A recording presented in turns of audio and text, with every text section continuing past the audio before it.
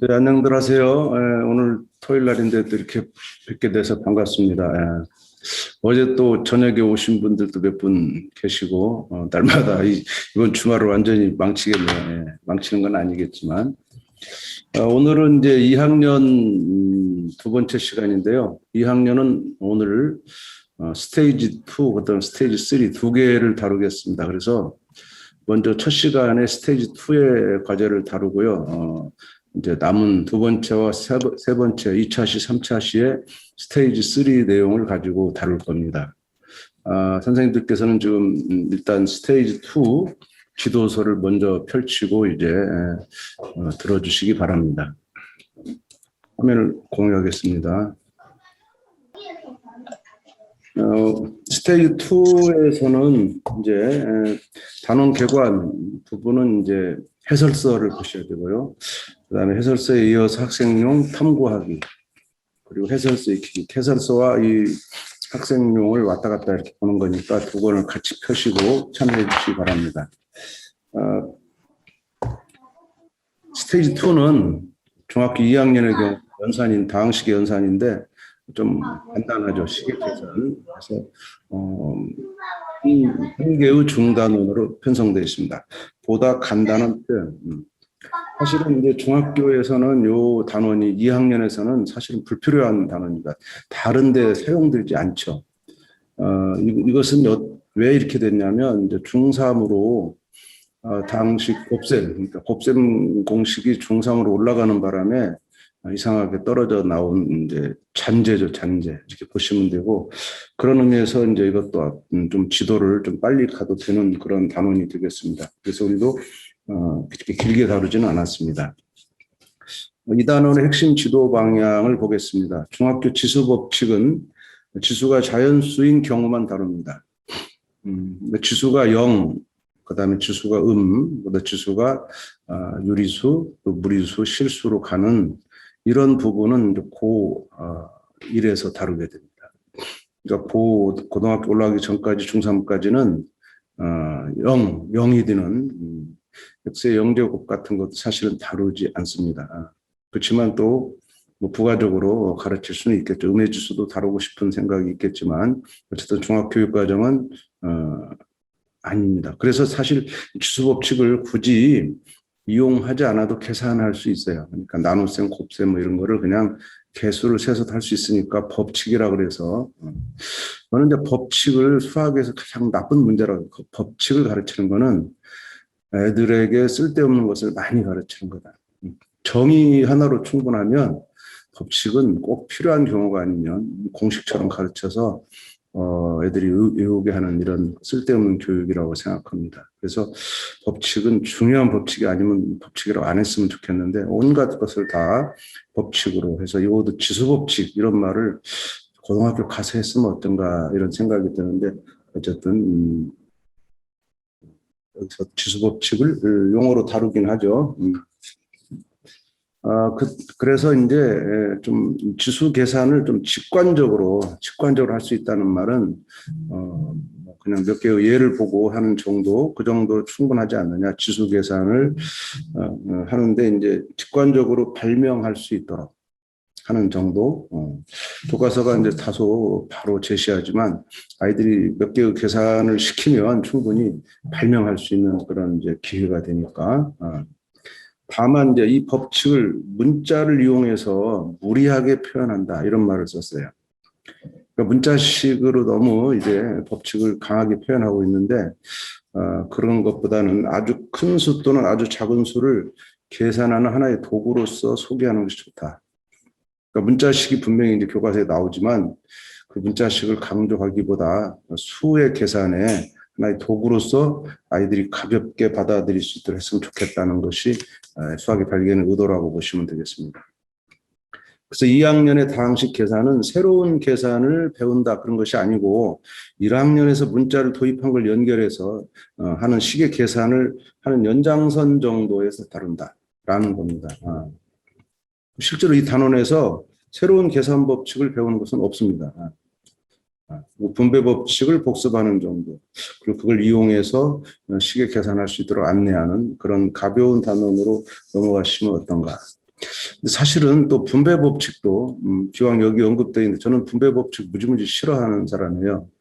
분배 법칙은 저는 좋은 법칙은 아니다. 아주 이제 오해의 소지가 있는 발언인데 좋은 법칙이 아니란 말은 이용 가치가 없다 이런 뜻은 아닙니다. 근데 분배 법칙이 너무 기술적으로 사용되어서 아이들이 분배 법칙이 뭔지를 모른다는 것이 문제입니다.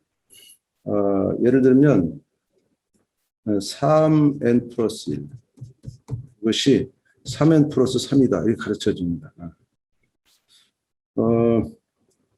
3n 플러스 1이 왜 3n 플러스 3이냐 이렇게 물으면 분배 법칙이다 이렇게 말합니다. 애들이. 그래서 이 책에서는 이 질문을 일부러 좀 건드려 놓고 단원 되돌아보기에 가면 왜 3n 분배 법칙을 쓰면 3n 플러스 1이 3n 플러스 3인데 왜 그러냐 이렇게 물었어요. 그냥 물으면 애들이 분배 법칙으로 답하기 때문에 그렇게 답하지 못하게 하려고 분배 법칙을 쓰면 이게 나온다. 근데 왜 그러냐? 그 말은 분배 법칙이기 때문에 성질이기 때문에 증명해라 그 말이에요.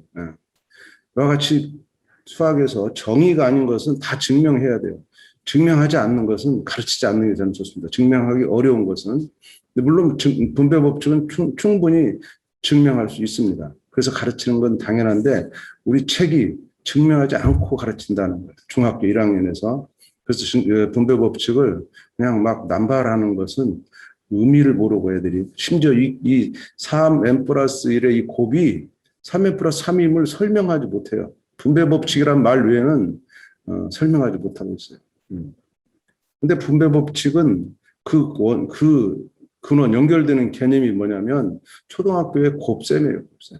우리는 이 문자와 수 사이에 곱셈을 생략하기로 했기 때문에 3 곱하기 n 플러스 1. 그럼 곱하기가 뭐냐? 곱셈이 뭐냐? 구구단이 뭐냐? 다시 돌아가면은 n 플러스 1을 3번 더한 겁니다. 그래서 이것은 3 곱하기 n 플러스 3 곱하기 n 플러스 1은 n 플러스 1을 3번 더한 거다. 그 다음은 이제 괄호가 있으니까 결합법칙을 이용해서 괄호를 다 없애고 그러면 n 플러스 1이 3개 나오겠죠. n 플러스 1. 그 다음에 이제 n을 모아야 되니까 n하고 1을 교환하면 교환법칙을 써서 이렇게 한 다음에 n이 3개니까 3 곱하기 n, 그 다음에 1이 3개니까 1 곱하기 3, 그래서 다시 곱셈교를 생략하면 3n 플러스 3이다. 이런 거를 가르치지 않으려면 저는 분배 법칙은 필요가 없다 이렇게 보는 사람. 이거를 가르치지 않으니까 그냥 공식으로 가르치니까 아이들이 분배 법칙을 그냥 마냥 사용한다. 이것이 분배 법칙에서 문제가 생기는 게 아니고 예를 들면 5a 빼기 3a가 얼마냐? 2a입니다. 2a. 그렇죠? 왜 그러냐? 그러면 분배 법칙을 씁니다. 이 과정에서 5 빼기 3a 해서 이렇게 연결해요. 근데 이 분배 법칙을 모르는 아이가 왜 밴드인데 분배 법칙을 썼냐고 질문해요. 저 수업에서 제가 봤어요. 선생님 왜 뺄셈을 하는데 왜 빼지 않고 갑자기 이상한 법칙을 쓰느냐? 분배 법칙을 거부하는 아이들이 있다. 그 아이에게 선생님은 설명을 하질 못해요. 왜? 곱셈의 개념으로 설명해야 되는데 그것을 그냥 계속 분배 법칙만 선생님마저도 분배 법칙만 고집하고 있어요. 우리는 가르치는 입장에서는 모든 아이가 이것을 설명할 수 있는 가장 개념적인 설명 방식, 그거는 정의를 이용하는 겁니다. 정의를 이용하는 설명 방식을 버리고 오로지 공식으로만 가는 것은 저는 수학적인 의미는 무지무지 떨어진다 이렇게 보는 겁니다.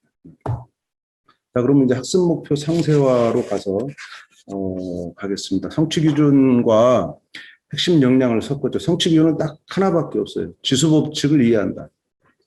도대체 지수 법칙을 어떻게 이해하란 말이냐, 뭐 하란 말이냐, 이런 말이 전혀 없죠, 교육과정에. 그래서 이걸 통해서 도대체 뭐 하겠다는 거냐, 핵심 역량은 뭐냐 해서 이렇게 세 가지로 이제 지수 법칙을 다시 학습 목표를 상세화해서 여기에 각각에 맞는 과제를 이제 안에 본문의 학생용 교재에서 볼 수가 있는 겁니다. 그래서 큰 수를 계산하는 과정에서 규칙성을 찾아 발견한다. 규칙성을 찾는 거다. 그래서 계산 법칙을 발명한다. 규칙성을 찾게 하면 발명할 수 있습니다. 이 교과서가 찾게 하지 않기 때문에 애들은 발명하지 않죠. 교과서 다 찾아주니까 이 찾는 역할은 자기 주도적, 아이의 주도로 찾는 역할을 해줘야 되는데 책이 찾아줘서는 안 된다. 선생님이 설명으로 찾아줘서도 안 된다라는 것이죠. 마찬가지로 두 번째도 거듭되고 표현된 수를 계산하면서 발견한 규칙. 그것을 문자식으로 본인이 표현하는 거다. 우리가 표현해 주는 것이 아니라 본인이 표현하도록 하는 과제가 필요하고, 다항식의 곱셈과 나눗셈을 계산할 때 지수법칙을 이제 이용해서 계산할 수 있다. 지수법칙을 가르치면 이제 다항식 계산에 이용하는 것을 이제 가르치는 그런 단계로 갔고요.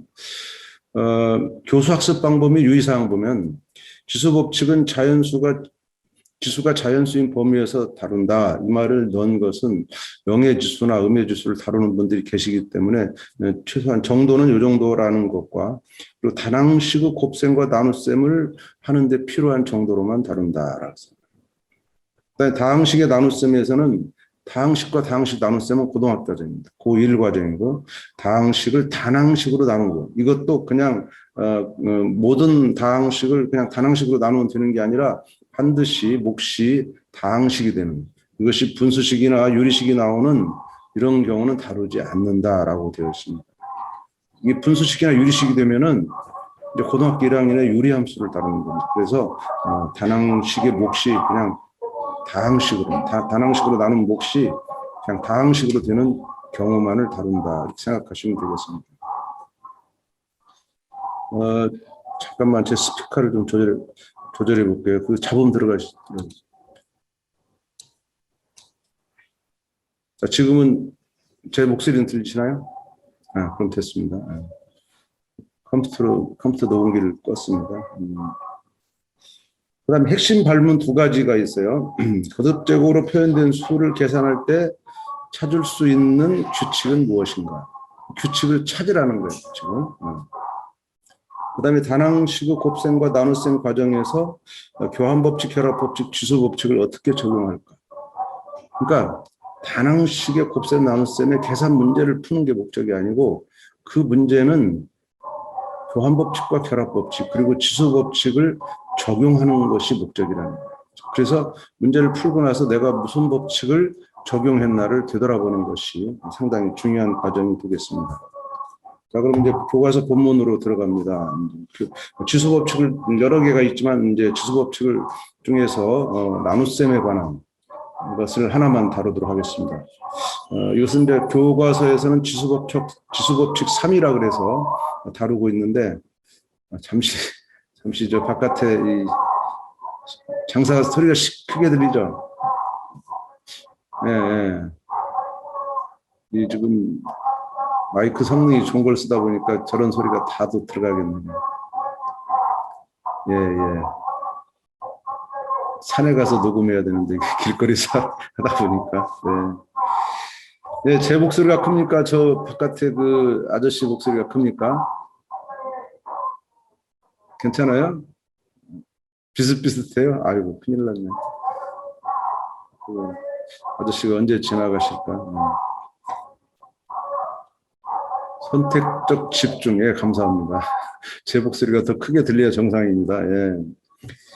저한테 집중하시면 저 소리가 안 들려야 돼요. 근데 여러분 들린다는 얘기는 잡념이 있다 이렇게 생각하시고 귀를 한쪽으로 이렇게 몰아주세요. 자, 검정교과서의 지수법칙은 이제 나눗셈에 대해서 어떻게 다루는가 하는 것을 이제 보겠습니다. 지금 연수에서 사용하는 교과서는요, 한 가지만 사용하고 있고요. 이것은 이제 가장 그 보편적으로 사용하고 있다고 소문난 천재교육의 유희찬 교수님 책이라는 것을 말씀드립니다. 그래서 이제 제목을 보니까 AM제곱 나누기 AN제곱은 어떻게 간단히 하나요? 이 지수법칙이죠. 그래서 아주 큰 수, 우주 탐사선과 지구 사이의 거리, 이런 것들을 이제 관측해서 10의 6제곱이 10의 4제곱의 몇 배냐. 이게 수치가 두 개 있는데 얼마나 크냐라는 그 얼마나를 나눗셈으로 할 거냐, 뺄셈으로 할 거냐, 두 가지 관점이 있습니다. 중학교 2학년 후반기 가면 닮음을 다루게 되는데, 이 닮음은 초등학교 B랑 관계, B, 닮은 B를 다루기 때문에 B가 5대 4다. 5대 4라는 것을 우리가 세상에 쓰지만 세상에 쓰는 5대 4가 다 다릅니다. 축구 경기에서 5대 4는 뺄셈입니다. 뺄셈. 내가 한 골 더 넣었다. 한 골. 5대 4보다 적절한 게 4대 2라고. 4대 2. 4대 2면 두 골, 4대 2도 안 넣으면 6대 3하고 6대 3. 6대 3은 세 골 차이라는 거예요. 두 배 차이라는 게 아닙니다. 축구 경기에서는 세 골이 중요해요. 만약에 두 배라 한다면 뒤에 성질을 써서 약분하자 그러면 2대 1로 하자. 이렇게 하면 안 되죠. 그는 약분할 수 있는 게 아닙니다. 6대 3은 축구 경기에서. 그때 B는 차이예요. 이게 잘못 쓴 겁니다. B는 나눗셈을 위해서 배의 관계를 쓸 때만 쓰는 거지 차이를 쓰는 것은 이 운동 경기의 스코어는 B를 쓰면 안 돼요. 근데 이게 어디서부터 썼는지 계속 뭐 농구든 축구든 야구든 그냥 몇 대 몇으로 하는 것은 잘못된 겁니다. 그 표현이 아이들한테 굉장히 혼란을 줄 수가 있고 B의 개념 자체를 흐리는 겁니다. B는 나눗셈으로 두 수를 나눗셈으로 비교하기 위해서 쓴다라고 초등교과서에 써 있어요. 굉장히 어려운 말이죠. 그래서 그런데 초등 예시가 또 적절치 않아서 아이들이 그게 왜 나눗셈이라 했는지 이해를 못하는 경향이 있는 예를 들어놔서 좀 골치가 아프지만 어쨌든 지금 10의 6제곱과 10의 4제곱도 차이를 묻는 건 아니에요. 배, 몇 배냐라는 비율을 묻는 거죠. 그래서 나눗셈이 이제 성립되는 거죠. 그리고 이제 그 결과를 거듭적으로 나눗셈 해보자 해서 밑에 다지기 가면 계산이 되죠. 계산이 10의 4제곱 만이고 10의 6제곱 100만이니까 100배 차이 난다. 그래서 100제곱 제곱. 제가 2월 달에도 말씀드린 것 같은데 제발 그 학습지 만들 때 이와 같은 방식 학습지는 좀 지양해 줬으면 좋겠어요. 아이들에게 네모칸 넣기는 아주 학습 습관을 망칠 우려가 있다. 네모칸 넣기의 그 학습지를 만들던 시절이 많이 있었죠, 옛날에. 초기에 이제 그런 분들의 반성이 뭐냐면 내가 아이들의 사고를 그냥 하지 않도록. 그러니까 아이들이 할 역할을 지극히 축소해 놓은 거예요. 학습지가 활동하고 아이는 활동하고 활동지인데 아이의 활동이 없고 학습지가 잔뜩 써가지고 활동하고 아이는 거기다가 네모칸에 답만 쓰는. 이게 수학의 경우는 그나마 계산이라도 해요. 근데 다른 과목의 네모칸 넣기 학습지 보면요. 계산이 아니고 교과서랑 비교해서 1대1로 비교해서 빈칸 딱 그 빈칸만 찾아 놓으면 그 글씨가 나오는 거예요. 교과서를 요약한다든가 이런. 그래서 다른 과목에서 활동지가 문제가 되긴 하는데 우리 과목도 마찬가지. 중요한 사고를 활동지에 아이가 기록할 수 있도록 해야 되는데 중요한 사고는 활동지가 다 해주고 너는 요것만 계산해서 2라고 써. 요거 100이라고 써. 그거밖에 할 일이 없다는 거죠. 10의 6제곱이 뭐고 10의 4제곱이 뭐냐. 이것을 아이들이 생각하는 과정이 가장 여기서는 중요한데 그것을 다 야 10의 4제곱 너는 어려워. 만인지 모르지. 10의 6제곱은 100만이야. 이렇게 하는 것은 아이의 그 생각을 너무 끊어놓는 거다라고 생각했으면 좋겠다. 그런 의미 활동지 만들 때 굉장히 주의하셔야 되고요. 그래서 이제 결론적으로 10의 6제곱 나누기 10의 4제곱 이런 계산을 거듭제곱을 써서 어떻게 간단히 할까 이제 이렇게 묻고서 끝납니다. 그러고 나서 바로 교과서가 바로 밑에서 또 이 계산을 직접 이렇게 하면서 이렇게 나누어주고 약분하는 과정을 통해서 이제 답을 내는. 그리고 이제 이것을 문자로 연결시키는 과정까지 이제 가는 거죠. 그리고 이제 몇 개의 예를 더 듭니다. 몇 개의 예는 여기서 들은 예가 자연수 지수가 나오는 것만 들었기 때문에 이제 0인 거, 그다음에 음인 거, 분모가 더 큰 거 이런 것들을 예로 다루고 정리해서 지수 법칙을 또 세 번째로 만들어내는 이게 이제 교과서라고 볼 수가 있습니다. 그러면 이제 수학의 발견은 어떻게 갔느냐 이것을 1번은 수학의 발견의 탐구 과제에서 1번은 대부분 앞에 그 아이들이 했던 것을 끌어와서 연결하는. 근데 그것이 연결이 역시 연결하는 자체의 주도성도 아이들한테 이제 준 거죠. 그러니까 이거를 대부분 선생님들이 수업 초기에 이제 우리가 옛날에 또 지난번에 또는 1학년 때 뭐 이런 것을 배웠다. 그럴 때 이제 오늘 우리가 그걸 이용하는 것을 선생님들이 끌어와 주시는 역할을 많이 하시고 적어도 그것만이라도 내가 해줘야 되지 않겠나 하는 그런 의무감이 있지만 저는 그 역할도 아이들한테 맡기는 것이 수학 발견은 그것마저도 맡겼어요. 선생님은 수업에서 직접적으로 아이들한테 지식을 전달해주는 역할자가 아니고 아이들이 가지고 있는 지식을 끄집어내는 역할을 한다. 끄집어내는 역할. 그런 목적이 1번에 들어가 있는 겁니다. 그래서 문자를 사용한 식, 1학년 때 사용한 식에서 나눗셈 키워. 지금 오늘 나눗셈 하기 때문에 문자에 대한 나눗셈을 이제 지수법칙을 해야 되기 때문에 1학년 때 했던 그 문자를 나눗셈에서 나눗셈 기호 생략하는 부분, 곱셈 기호도 있지만 나눗셈 기호 생략한 부분을 끌고 온 겁니다. 나눗셈 기호를 다음과 같이 생략할 수 있었다.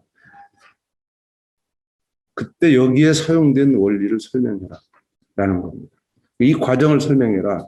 자, 그러면 사실 이런 걸 우리가 우습게 여기기 때문에 우리도 이런 걸 잘 어려워하는데 이건 뭐냐? A 나누기 3은 뭐냐? 그럼 이것을 다시 A 곱하기 3분의 1 그리고 숫자 먼저 써야 되니까 3분의 1A 그리고 이제 분자를 곱하기 1A에서 다시 A를 간단하게 나타내는 이 과정이잖아요. 첫 번째 과정은 초등 과정입니다. 초등 과정. 몇 나누기 몇에서 이것을 몇 곱하기 역수로 하는 거, 이 과정은 초등 한 5학년 정도 과정입니다. 굉장히 어렵습니다. 5학년 아이들이 이거를 기계적으로 하지 않도록 왜 그 나누기 3이 곱하기 3분의 1인지 설명하는데 교과서가 여러 페이지를 하려고 있어요. 개념적으로 가르치고. 희한하게 우리 아이들이 이 시기에 아주 강력한 연산학습지들이 많습니다. 그것을 그냥 부모님들이 또는 학교가 어떤 학교는 학교가 선생님들이 그냥 학습지를 애들한테 숙제로 내줘가지고 시험 본다든가 이렇게 해서 아이들에게 시험을 봐버리면 아이들은 그냥 곱하기 3분의 1이 머릿속에 팍 수업에 몇 시간 가르친 거 다 달아나고 이거 하나만 남게 됩니다. 아주 나쁜 습관이고 이걸 곱하기 3분의 1로 하는 게 물론 중학교 때 쓰이지만 그보다 더 중요한 것은 왜 나누기를 갑자기 곱했느냐. 지금 우리가 수학 선생이고 우리가 수학을 가르치는 우리지만 저도 초등 교과서를 보기 전까지 이 사실을 몰랐어요. 그냥 곱하기로 한다 하는 것만 알지 왜 곱하냐, 역수를 곱하냐. 중1에서도 역수를 곱하잖아요. 그건 초등에서 가르쳤다고 중1은 설명도 하지 않습니다. 그냥 역수를 곱하는 것을 기계적으로 초등에서 끌고 와버렸어요. 그래서 우리도 그런 지식이 없는 거고 그 방법 자체에 대한 개념이 없는 상태로 우리가 수학 교사를 하고 있는 것이 참 저는 초등 교과서 보고 비로소 깨달았는데 여러분도 5학년 교과서 정도 한번 들춰보시고 그 과정이 어떻게 설계되어 있는가 어떤 논리로 이것이 곱하기가 나누기가 곱셈으로 바뀌는지 특히 분수에서 이 역수로 곱하는 이 사항을 조금 공부해 주시면 이것이 꽤 도움이 될 거라고 생각합니다. 일단 2번에서는 이제 이것을 끌고 2번으로 가서 이게 지금 2번의 문제는 1번을 끌고 가겠다는 의도죠. 나눗셈을 분자 분모로 쓰자, 몫으로 쓰자라는 거예요. 나눗셈을.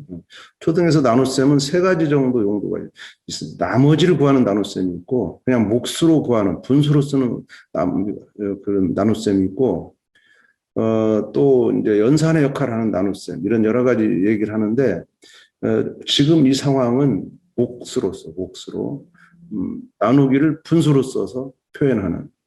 그러니까 5 나누기 3이 몫이 1이고 나머지가 2다. 이런 상황이 아니고 그냥 5 나누기 3은 3분의 5야 라고 쓰는 그런 상황입니다. 그것을 끌고 와서 이제 중학교 때 사용하죠.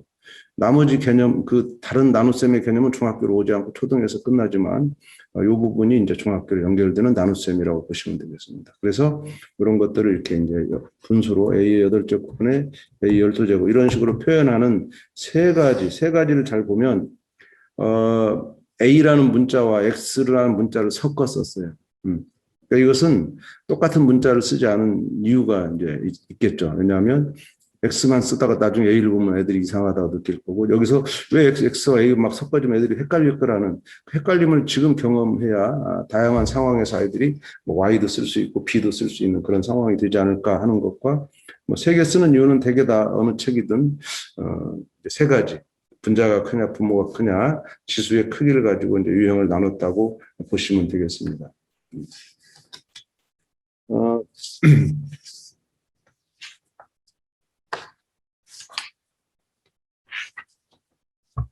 그 다음 이제 가면, 그 다음 3번이죠, 3번. 3번에서는 이제, 2번과 같은 나눗셈을 쉽게 하는 법칙을 만들어 보자.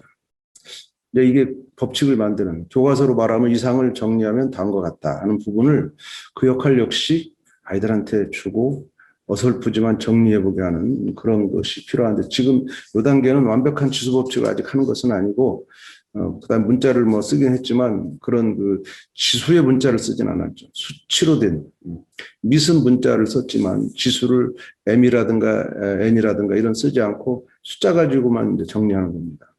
이때 어떤 아이들은 이제 문자로 가는 아이들도 있을 수 있죠. 선행을 했다든가 그런 아이들.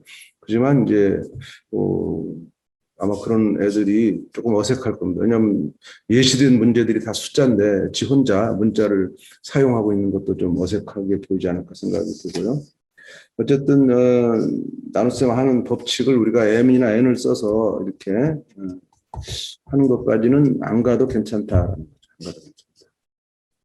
그다음 4번 문제는 실험에서 이제 발견된 에피소드입니다. 실험에서 아이들이 어떤 학교, 내 학교 이름이 기억이 안 나는데 어떤 학교에 갔더니 x대제곱 나누기 x대제곱을 당연히 1이라 할 줄 알아, 당연히. 1이라 하지 않고 0이라고 하는 아이도 있고 또 x분의 x만 남긴 애가 있어요. 이 마지막 x를 못 없애고 세 개는 없애는데 x분의 x를 남겨요. 왜냐하면 걔가 그것이 없어지면 사라지는 느낌에 그 다음 표현을 못하는 그 불안감에 애가 남기더라고요. 더 이상 못 없애겠어요. 약분을 더 못하겠어요. 이런 말을 했어요. 이게 그러니까 쉽지 않은 부분이다. 그래서 이 문제를 일부러 놓고 아이들의 이제 그런 시행착오를 보여주고 누가 옳으냐 이런 이제 문제를 하게 만드는데 아마 가장 많이 나타나는 게 0이지 않을까 이런 생각합니다. 0. 0이다라고 하는 답. 이제 0이 마침 또 이름도 0이네요. 0이라는 아이가 가장 이제 적당한 답을 했지만 나머지 답도 이제 이렇게 있을 수 있다는 거고요.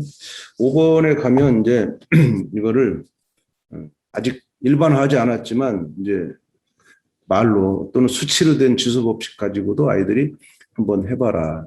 이 자꾸 아직 완성되지 않은 지수 법칙을 자꾸 사용해서 설명해라.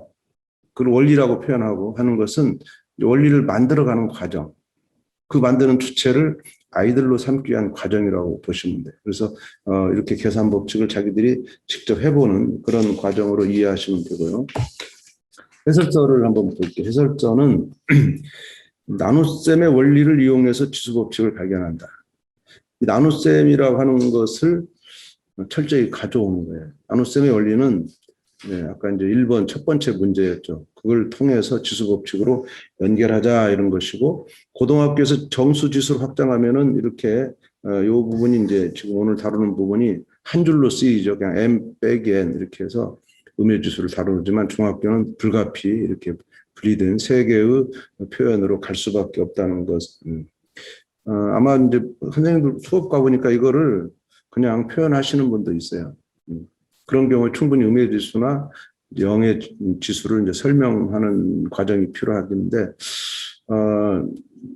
솔직히 저는 이 기호나 이제 범위라든가 이런 것들이 굉장히 우리는 이제 익숙하지만 아이들에게는 굉장히 무기가 될 수 있다 이런 생각에서 가급적 새로운 기호, 용어 이런 것을 좀 안 썼으면 좋겠다. 대표적으로 고등학교에서는 이 가우스 X라는 겁니다. 지금 굉장히 고등학교 톡방에서 논란이 되고 있는데 이 교육과정에서 다루지 않는 기호예요. 근데 이것을 가지고 시험 내는 게 많다고요. 그동안 관행이 과거에.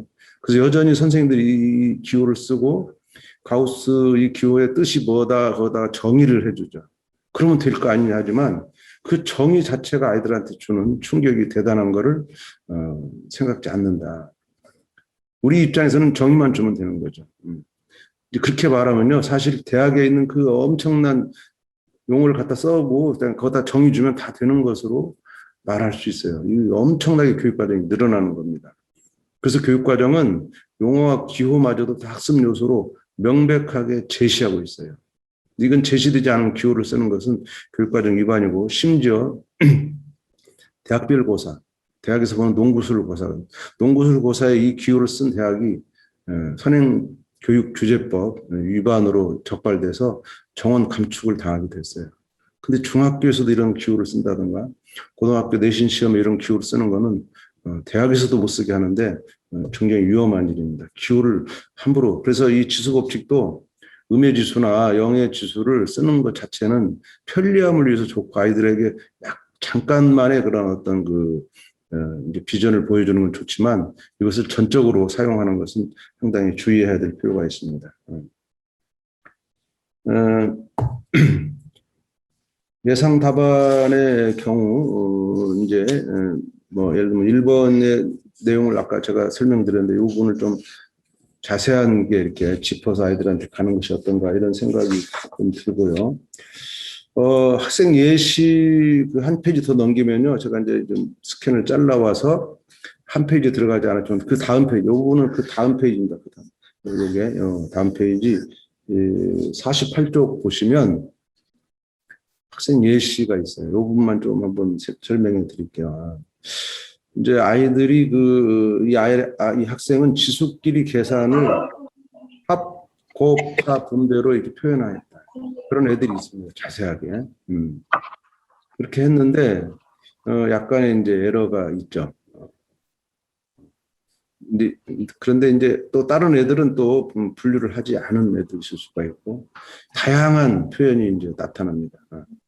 그럴 때, 이것을 틀렸다는 판정을 바로 내리시는 것보다 수업에서는 다른 친구들 것을 보여주면 이제 보완이 되는 거죠. 제가 지금 3개 학년을 강의하고 있어서 어떤 학년에서 말씀드렸는지 아마 오늘 뒤에 나올지 모르겠지만 이 에러를 수정하는 방법에서 최신 한 4, 5년 전 나온 외국의 이론은 에러를 수정하는 방법에서 이 삼각형 방법 쓰지 마라.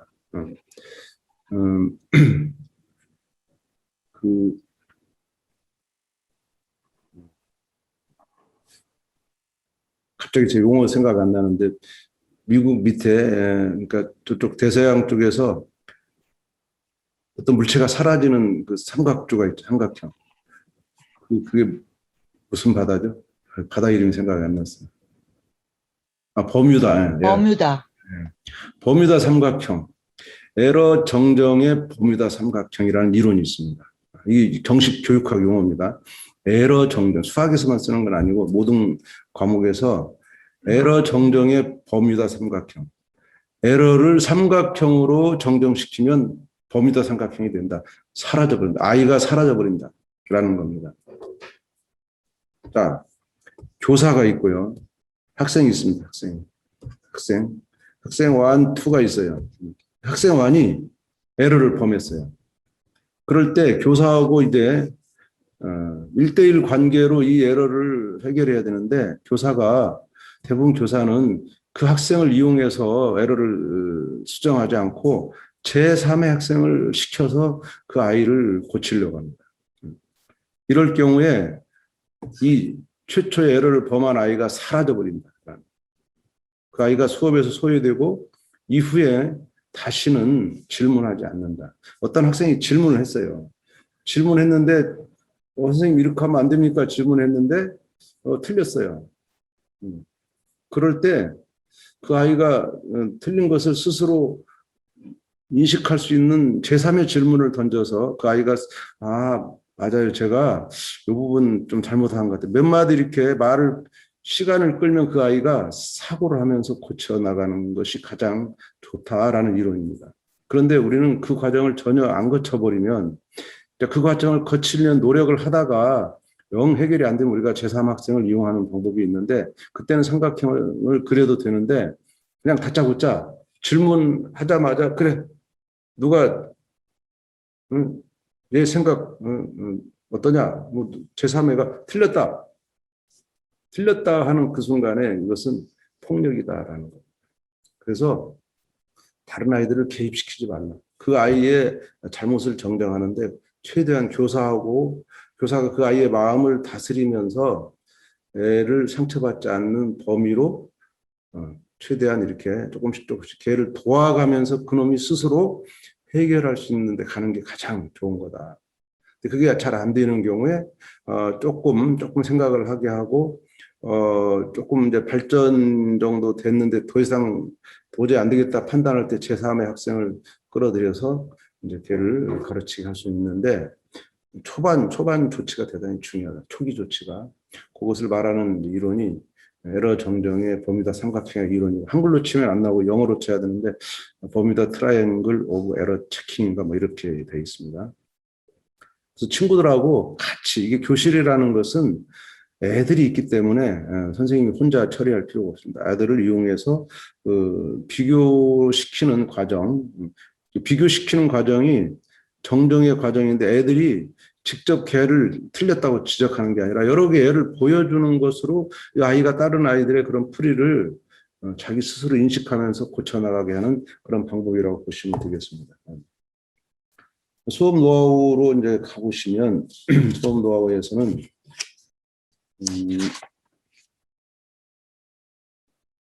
2번, 아까 2번에 이제 애들이 정리를 했을 때 주수법칙을 적용하지 않도록, 주수법칙 아직 배우지 않았어요. 아직 정리하지 않았어요. 그러니까 수치 계산의 몇 가지 예로서 계산하는 방법 정도를 정리하는 그 정도 수준에서 가야지 주수법칙처럼 딱딱딱 이렇게 하지 않도록 주의시키고요.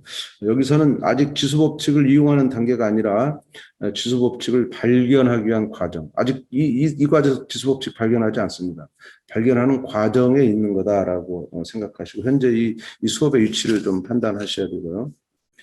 4번에 가니까 이 4번에 이 새 학생의 풀이 과정 예시가 그 실제 수업에서 제가 봤던 거고 이제 여러 선생님들이 같이 이 에피소드를 보고 고민해서 만든 겁니다. 왜 일이 나올까? 이게 참 아이들이 문자에 대한 두려움과 문자와 숫자 사이의 갭이 항상 있는 겁니다. 숫자에서 문자로 숫자만 쓰다가 A라든가 X라든가 이런 문자를 쓰는 그 갭이 한 단계가 아니고 한 100단계 이상 100배 이상 저는 어렵다. 영원히 문자를 제대로 계산 못한 애도 있습니다. 그 정도로 넘지 어려운 벽이 될 수도 있다. 그걸 잘 넘어간 아이는 좋지만 그런 아이들이 꽤 많다. 그래서 일에 대해서 상당히 고민했었고요. 수가 아니라 문자라서 약분할 때 몫이 무엇이 되는지 대단히 혼란을 많이 보였다. 이제 이런 때는 사실은 이제 시간을 좀 끌어서 여러 아이들의 의견을 여러 가지로 설명하는 그런 과정에 아이들이 특정 아이의 설명을 듣고 이해하는 거예요. 모든 아이의 설명이 모든 애들을 이해시키는 게 아니고 여러 아이들의 다양한 생각이 드러나다 보면 이제 지금 미처 몰랐던 아이가 그 몇 중에 한 아이 설명을 통해서 이해하는 것. 그러니까 설명의 기회가 많아져야 된다. 의사소통하는 기회가 넓어질수록 아이들이 이해하는 폭이 그만큼 이해하는 게 많아질 수 있다. 이게 이제 제가 지난번에 소개해드린 오관행 책에서는 연결하기라는 것입니다. 연결하기는 교사가 써야 되는 아주 중요한 고급의 기법인데 아이들을 연결시키는 기법이에요. 그거 말고도 또 연결하기 기법이 그 책에 나오지만 기본적으로 아이들의 생각을 연결하는 이 능력. 그것만 잘해도 교사는 할 일이 없어요. 아이들의 생각 속에서 모든 게 가르쳐질 게 끝난다는 것이죠. 그 다음 페이지 가보니까 이제 아이들이 이제 문자식의 나눗셈에서 약분에 대한 혼란은 당연히 이제 겪기 때문에 이 시간이 필요한 거고요. 왜 일이 되는지 중2 수준에서 설명할 수 있는 기회를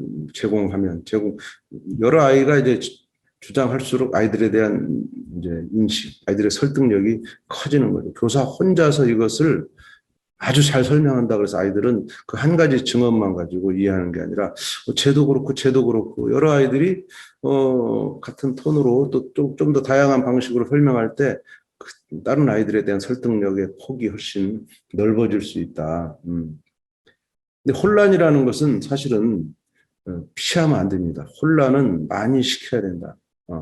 그래서 일부러 엉터리 같은 질문도 던지고 혼란하고 틀려서 이렇게 당황스럽게 만드는 그 과정을 겪고 나야 강하게 되는 거죠.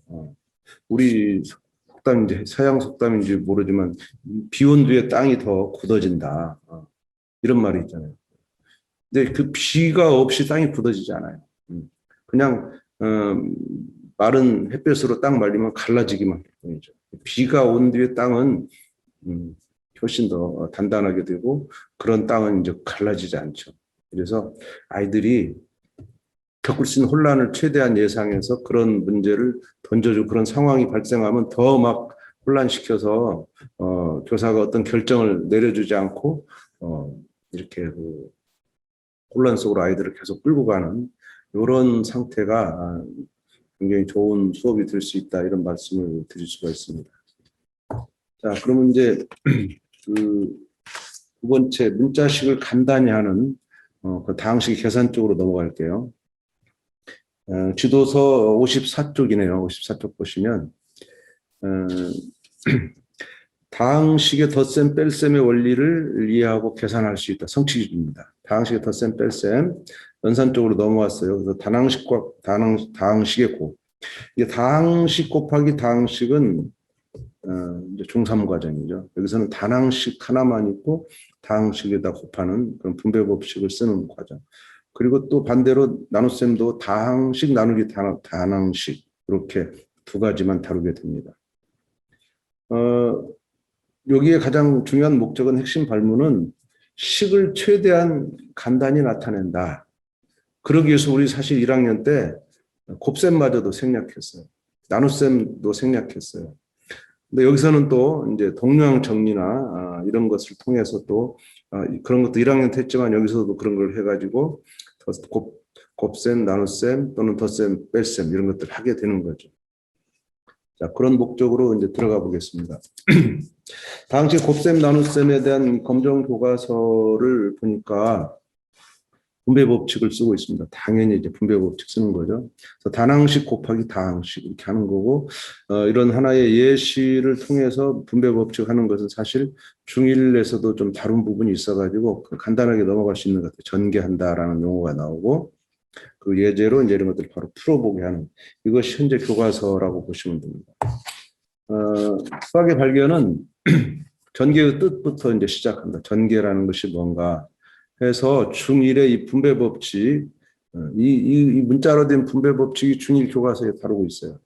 그래서 그냥 분배 법칙을 하지 않고 덧셈에 대한 곱셈의 분배 법칙이다 이렇게 쓴 거는 반대로 곱셈에다가 덧셈을 분배하는 아이들이 있기도 하고 있을 수도 있고 그런 것들에 대한 용어의 정확성이고 교과서도 그냥 분배 법칙을 쓰지 않고 덧셈에 대한 곱셈의 분배 법칙이다 이렇게 쓰고 있습니다. 그래서 1번 문제는 이제 중학교 과정, 1학년 과정을 끌고 왔다 이렇게 보시면 되고요.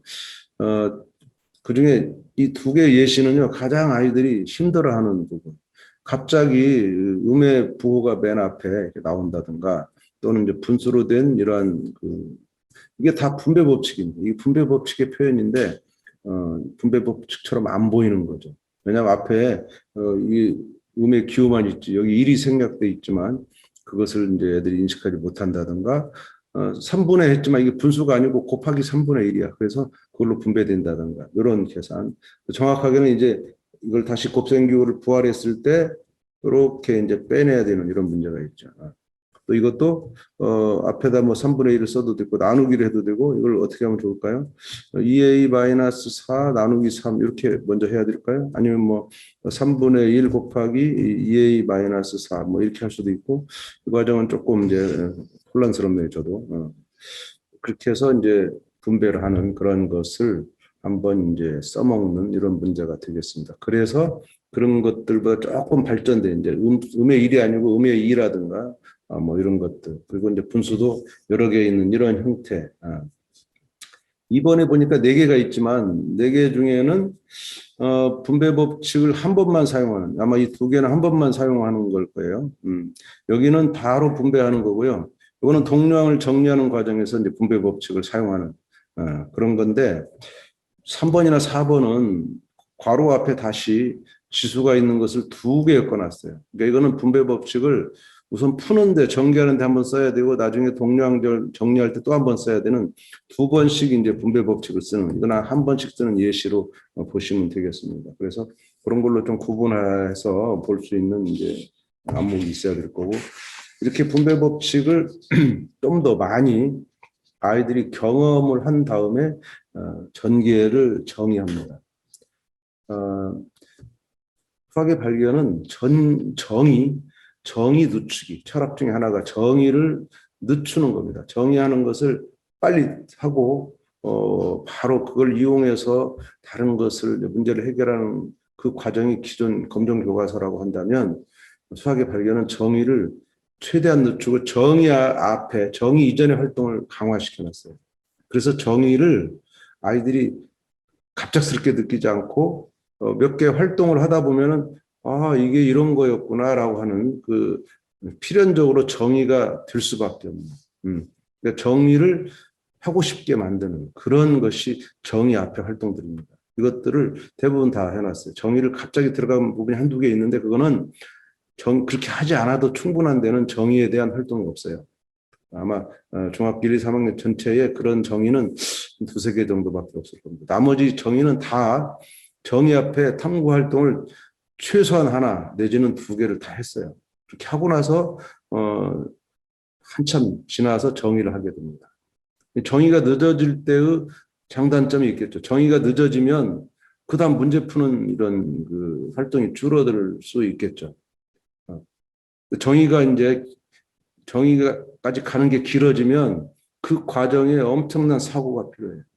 사실은 정의를 만드는 데 사고가 필요한 거지, 수학적 사고는 거기서 일어나는 거지, 정의가 만들어지면요 기계예요, 기계. 그냥 써먹으면 되니까. 그래서 우리 교과서 문제가 지금까지 우리 학교 문제들이 결과 중심인 게 뭐냐면 정의가 너무 빨라서 생기는 문제입니다. 정의와 성질을 확 해고 나면요 아이들한테 가르칠 게 없어요. 그다음 문제 푸는 것밖에 가르칠 게 없어요. 근데 정의와 성질을까지 가는 과정을 수업에 주된 시간을 거다 들이면 정의를 아직 배우지 않았기 때문에 가르쳐야 될 게 너무나 많고 생각해야 될 게 너무 많은 겁니다. 거기에 교육이 가장 중요한 수학 교육이라는 거예요. 그래서 정의 이후나 성질 이후는 별로 우리 책 별로 없어요. 문제 푸는 게 별로 없어요. 왜냐하면 그런 거는 기계로 풀 수가 있기 때문에 굳이 이렇게 발견하고 탐구할 만한 가치가 없다라는 거. 지극히 절차적인 학습이에요. 개념적인 학습은 정의 이전에 일어나고 정의에서 공식을 만드는 과정에서 일어나는 것이지, 공식까지 만들어지면 개념적인 학습은 끝나는 겁니다. 그래서 수학의 발견의 그런 특징을 이해해 주시면 좀 더 여러분들이 가르칠 때 도움이 되지 않을까 생각합니다. 전개를 좀 보면은요, 전개는 초등에서는 이제 분배 법칙을 숫자만 가지고 초등에서도 이런 계산합니다. 2 곱하기 3, 2 곱하기 3 더하기 4. 초등에서는 곱셈기호 생략하지 않기 때문에 이게 쓰고요. 이것을 2 곱하기 3 더하기 2 곱하기 4로 하는 것이 초등에서 교육됩니다. 그다음에 중1에서도 여기까지 가죠.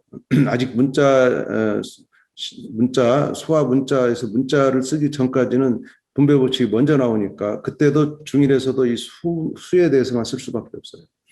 그리고 분배 법칙은 수의 연산에서, 정수와 유리수의 연산에서 이미 정의가 듭니다. 가르쳐집니다. 그러나 다시 문자를 쓴 이후에 이것을 문자식으로 ABC로 바꿔서 다시 하는 과정은 교과서가 다룰 수도 있고 안 다룰 수 있지만 저는 교육적으로는 다뤄야 된다고 생각합니다. 왜냐하면 이제 문자식으로 일반화하는 것이 숫자로 하는 것보다 훨씬 더 정확하고, 우리는 일반화가 목적이기 때문에 문자가 가르쳐지면 그 전에 썼던 모든 것들을 다 문자식으로 일반화시키는 과정은 겪어야 된다. 근데 교육과정은 그걸 겪지 못하게 해놨죠.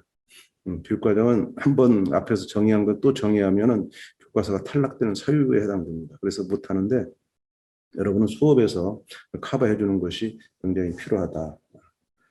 그리고 이제 중학교 1학년 때 어쨌든 이 식의 일반화되는 그 전개의 분배 법칙이 되는 거고, 지금 오늘 이 단항식과 다항식은 중2 과정입니다. 그리고 이제 이것을 단항식을 다시 다항식으로 바뀌는 것은 중3이고 고1로 이어지는 이런 쭉 식의 계산이라고 흐름을 이해하시면 좋겠습니다. 3번에 이제 여러 가지 그 식의 계산을 분배 법칙을 이용하는 것도 분배 법칙을 딱 한 번만 써야 되는 그런 것도 있고 또 두 번씩 쓰는 것도 있고 이제 그런 것들로 구분하시면 될 거라고 생각합니다. 지도서로 가볼게요. 해설서, 지도서가 아닌 해설서인데 해설서 56쪽 가보시면 탐구하기 6은 전개의 뜻을 이제 가르치는. 역시 이제 앞에서 배운 것을 선수학습을 여기다 항상 연결하는.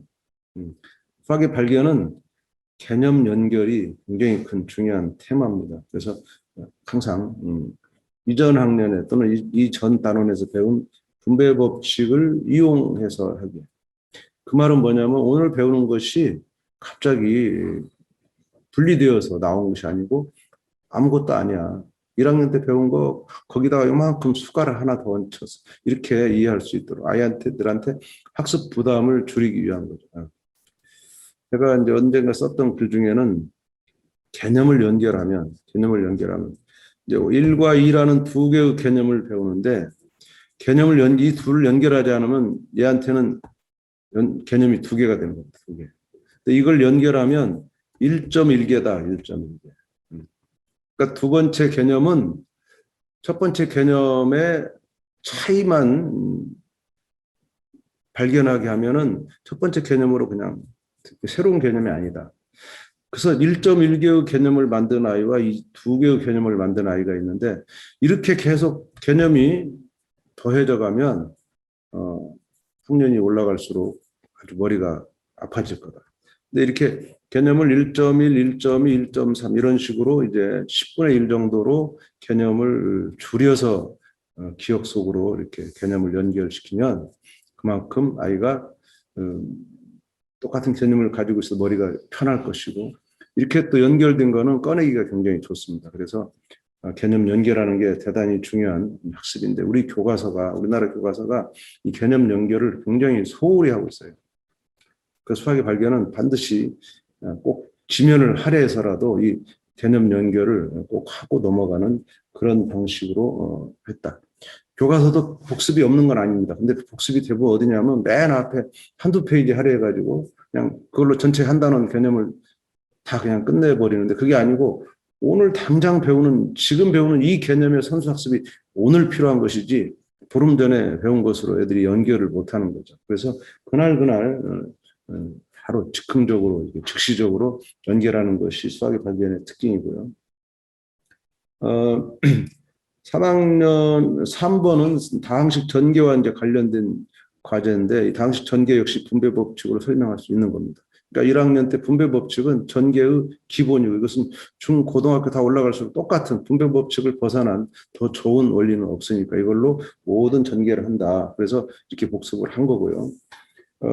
이렇게 해야만이 이제 아이들이 새로운 개념으로 인식하지 않고 분배 법칙이다라는 그 법칙 하나만 제가 많이 만들면 좋지 않다고 그랬고 분배 법칙마저 저는 싫어하지만 그렇지만 여기는 또 국어단처럼 필요악이죠. 이 분배 법칙을 이용하지 않으면 전개라는 걸 할 수가 없기 때문에 그래서 분배 법칙을 가르친다면 사용하게 한다면 분배 법칙을 제대로 이해시키고 사용해라라는 것이 제 생각입니다.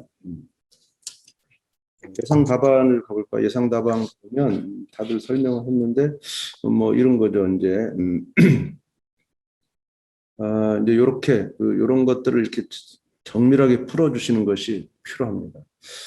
아이들은 이제 계산에 익숙하긴 하지만 익숙한 아이들은 이런 걸 굉장히 싫어하죠. 근데 계산을 익숙하게 하는 게 목적이 아니잖아요. 그래서 계산의 결과는 뻔한 거고요. 그 계산 과정이 논리적이어야 된다라는 내가 한 단계 한 단계가 왜 그렇게 했느냐를 하려면 이렇게 풀지 않으면요. 설명할 수가 없는 겁니다. 마이너스가 마이너스 1이라는 것도 설명이 돼야 돼요. 그런 거 없이 그냥 부호만, 이게 부호가 아니에요. 음의 1이라는 숫자를 곱하는 겁니다. 그래야 분배를 한 거지 부호를 분배한 게 아니잖아요. 그래서 마이너스 1의 정체를 밝혀가지고 차근차근 가르치는 이 과정은 꼭 필요하고요. 제가 수업에 가보면 이렇게 수업하시는 분들 앞에 애들이 놀래는 걸 놀래요.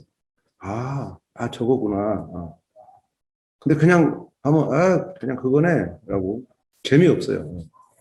원리를 정확히 짚을 때 아이들이 굉장히 수학을 좋아합니다. 의외로 귀찮게 막 이렇게 자세하게 하는 것이 애들한테 자세한 걸 요구하는 것이 애들한테 귀찮은 것처럼 느껴져. 실제로 그렇지 않습니다. 그냥 막 하는 것이 굉장히 지루해요. 오히려. 단순 반복이다. 이렇게 원리적으로 그 핵심이 마이너스 1에 있다는 것을, 그것이 굉장히 생략되어 있다는 걸 다시 끄집어낼 때, 중1에서 저 마이너스 1에 생략된 것이 지금 여기에 다시 쓰이는구나. 이렇게 자기의 과거 지식이 이렇게 오늘 논리적으로 연결될 때 아이들이 수학의 필요성을 인식하는 거다라고 여러분 생각해 주시면 좋겠고요. 수업 노하우로 가볼게요. 수업 노하우. 수업 노하우에서 이제 일에 지금 나온 그 두 가지 예시는 학생이 가장 많은 오류를 범하는 것이다. 두 가지 유형. 이 두 가지 유형만 짚으면 나머지는 쉬우니까, 그래도 이걸 두 가지를 또 잘하면서 더 쉬운 걸 못하는 애가 있지만 그런 애는 할 수 없고 좀, 우리는 이 어려운 것을 가르치고 나면 쉬운 거는 저절로 간다. 수학의 발견은 어떻게 진도 조절하냐면 어렵고 핵심적인 과제를 깊이 있게 다루면요, 나머지를 다룰 필요가 없다는. 나머지는 아이들한테 맡겨도 된다. 가르치지 않아도 괜찮다. 그 책 이름이 뭔가요? 정확하게 가르치지.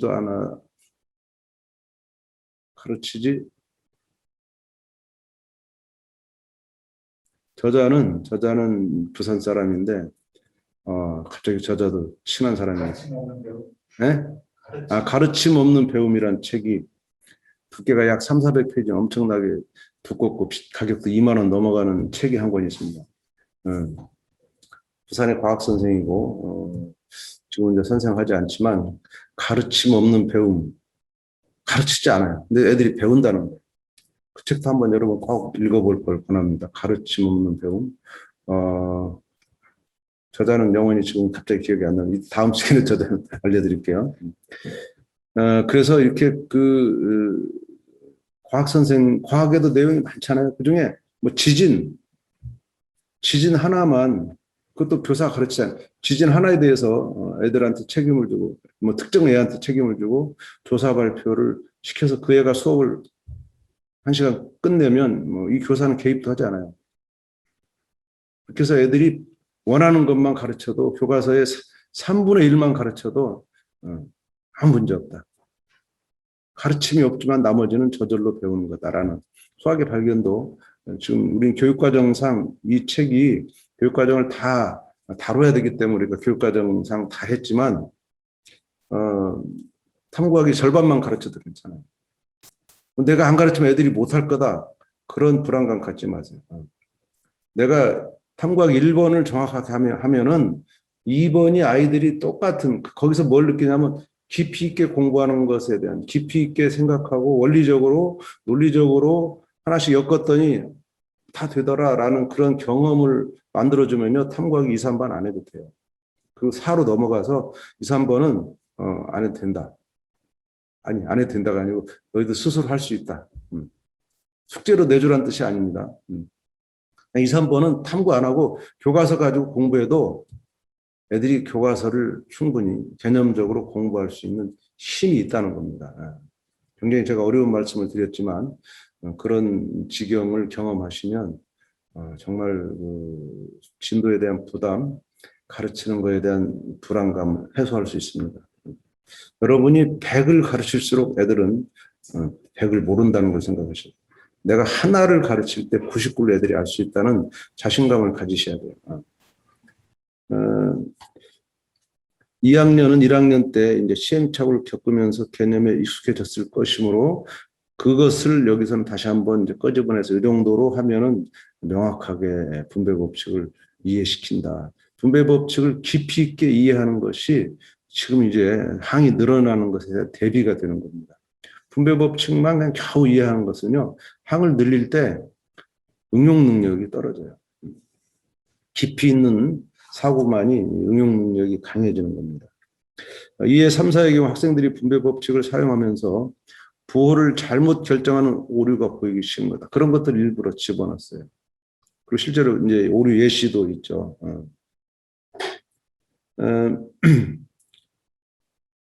제가 이제 중학교 1학년 수업입니다. 1학년. 예를 들면 2분의 A 빼기 3분의 A가 1이 아주 간단한 거예요. 1학년에서.